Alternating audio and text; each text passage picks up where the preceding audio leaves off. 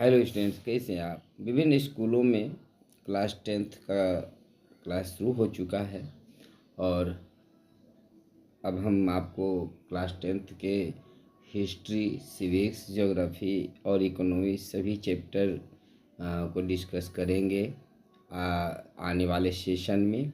तो आज हम शुरू करने जा रहे हैं हिस्ट्री चैप्टर फर्स्ट, जिसका नाम the rise of nationalism in Europe है। इस टॉपिक से आपका क्लास शुरू होता है और आपके इस बुक में एक चित्र दिया हुआ है जिसको फ्रेडरिक शोरियू, जो फ्रेंच आर्टिस्ट था, उसने बनाया था। और इस चित्र में एक देखने में आपको कैसा लग रहा है, इस चित्र में उन्होंने काफ़ी गहराई से अपने राष्ट्र के प्रति प्रेम को, राष्ट्रवाद को और नेशन स्टेट्स को दिखाने का प्रयास किया है। यह उस समय का चित्र है 1848 का, जब विभिन्न देशों में क्रांति हो रही थी, खास करके जर्मनी में। तो ये चित्र के माध्यम से वो क्या कहना चाहता है, आइए हम इसको देखें। 1948 को फ्रेडरिक शोरियू ने पेंटिंग्स की एक श्रृंखला बनाई जिसमें उन्होंने अपने लोकतांत्रिक और समाजवादी स्वप्न को दुनिया के सामने प्रस्तुत किया। इस श्रृंखला का पहला चित्र आपके सामने प्रस्तुत है। इसमें उन्होंने दिखाया कि अमेरिका और यूरोप के लोग, स्त्री पुरुष, एक लॉन्ग मार्च कर रहे हैं। ये देख सकते हैं यहाँ पर यूरोप, ये अमेरिका के लोग हैं और ये यूरोप के लोग हैं। ये सब एक लॉन्ग मार्च कर रहे हैं, ये दिखाया गया। और स्वतंत्रता की देवी की प्रतिमा को अपना श्रद्धांजलि अर्पित कर रहे हैं। ये स्वतंत्रता की देवी हैं और इनको होमेज देते हुए आगे बढ़ रहे हैं। फ्रेंच रिवॉल्यूशन के समय स्वतंत्रता की देवी को फीमेल फिगर के रूप में प्रस्तुत किया गया था। यानी हमारे देश में जैसे भारत को भारत माता के रूप में देखा जाता है, वैसे ही फ्रेंच रिवॉल्यूशन के समय में स्वतंत्रता की देवी को एक मूर्ति के रूप में, एक फीमेल फिगर के रूप में पर्सोनिफाई किया गया था, मानवीकृत किया गया था।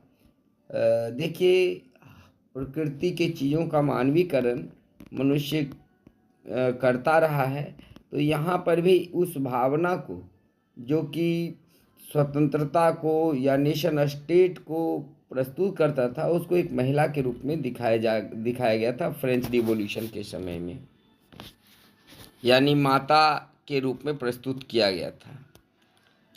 इस मूर्ति के एक हाथ में आप देख सकते हैं यहाँ पर मानव अधिकारों का घोषणा पत्र, charter of the rights of man है, और दूसरे हाथ में एक टॉर्च, जिसको मशाल है, वो दिखाई पड़ रहा है। ठीक है, ये देख सकते हैं।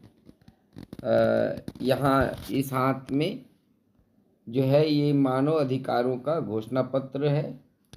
क्लास 9 में आप rights of man and citizen पढ़ चुके हैं, तो वही मानव अधिकारों का घोषणा पत्र है। और दूसरे हाथ में दुनिया को प्रकाश दिखाने वाला मशाल है, टॉर्च है। धरती पर इस चित्र में बहुत सारे अवशेष दिखाए गए हैं। यहाँ पर आप देख सकते हैं, ये जो चीज़ें हैं ये निरंकुश राजतंत्र के अवशेष हैं। यहाँ मुकुट आपको दिख रहा होगा, ठीक है। और बहुत सारे जो एब्सोल्यूट मोनार्किज्म था, जो एब्सोल्यूट इंस्टीट्यूशंस थे, उसके अवशेष दिखाए जा रहे हैं। यानी कि लोग अपने उस राजतंत्र के चोले को कबाड़ में फेंक चुके हैं। ये कहना चाहता है जो फ्रेडरिक शोरियू है, वो इस चित्र में यही दिखाना चाहता है कि अब वो युग समाप्त हो चुका है जब लोग राजतंत्र में जिया करते थे। अब डेमोक्रेटिक एंड सोशल रिपब्लिक का युग है और लोगों को इस तरह से राजतंत्र को उखाड़ फेंकना चाहिए।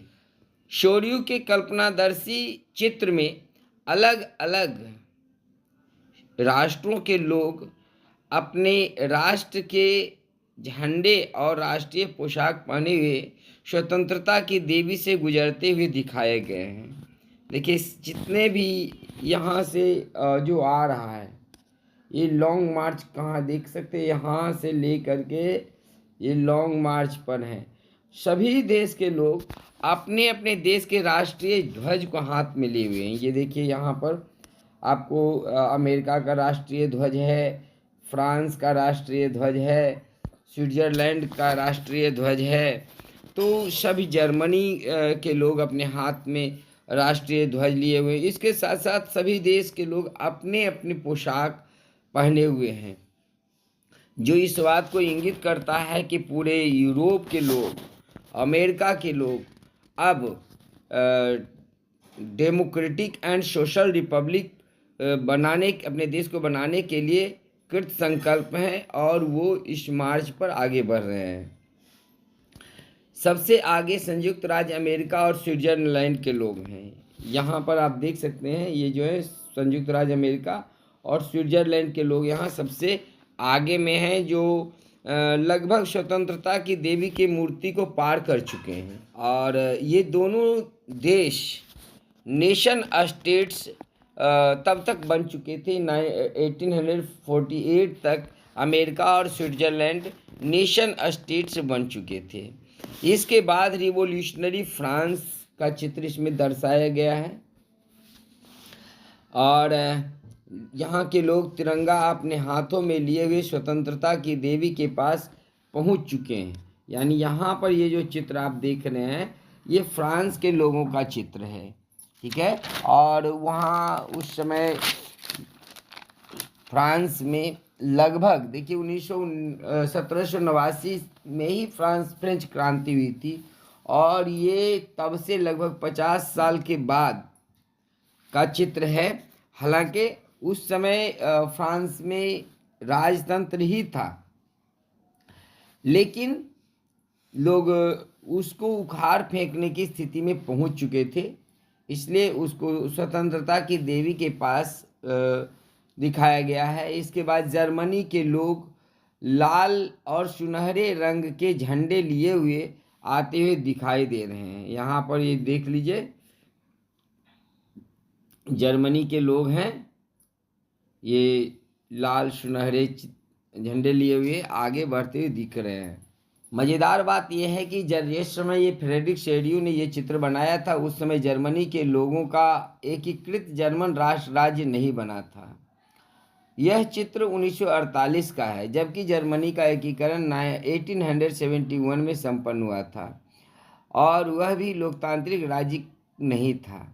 जर्मनी के लोगों के पीछे ये ऑस्ट्रिया के लोग हैं, दोनों Sicily, Lombardy, Poland, England, Ireland, Hungary और रशिया के लोगों को दिखाया गया है।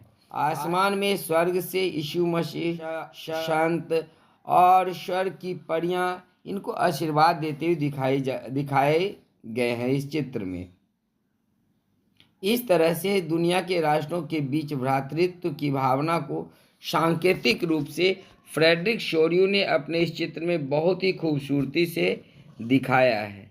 कहते हैं एक चित्र 1000 शब्द के बराबर होते हैं और यह चित्र उसका सबसे सुंदर उदाहरण है कि फ्रेडरिक शोरियू ने अपने डेमोक्रेटिक और सोशल रिपब्लिक के सपने को इस चित्र के माध्यम से दुनिया के लोगों के सामने बहुत ही खूबसूरत ढंग से पेश किया है।